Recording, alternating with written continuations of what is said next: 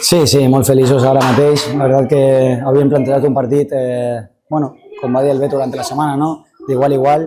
Sabíem la dificultat de jugar aquí, no? I sent, com vaig dir fa dies, un equipàs. I bueno, els petits detalls, no? Al final bueno, hem tingut l'ocasió del penalti que he pogut estar acertat i a partir d'allà doncs, crec que bueno, ha sigut l'única així més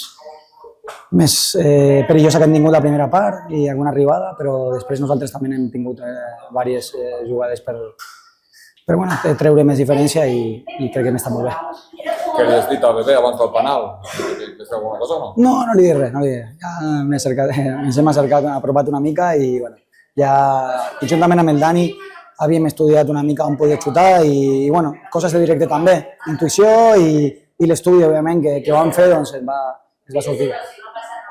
Una pregunta, una acció concreta com el penal i també el tacle del Pau, no? Que primer perd la primera però segueix lluitant-la, se l'acaba emportant i acaba venint el gol de l'Autis des d'allà. O sigui, demostrant la persistència i la insistència de l'equip. Sí, jo crec que el Pau li ha tocat entrar ara al playoff més regularment, no? Que venia durant la temporada treballant molt bé, no? I bueno, ha tingut el premi i crec que els dos partits que ha jugat s'ha fet molt bé i bueno, premi a l'assistència, el treball que ha tingut ell i bueno, juntament amb tot l'equip, no?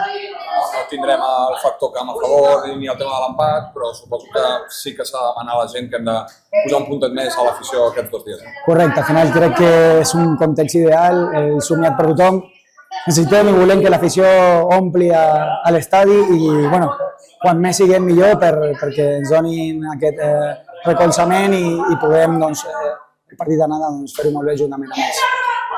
Les dues finals les disputarem tots els equips del nostre grup. Què et vol dir això?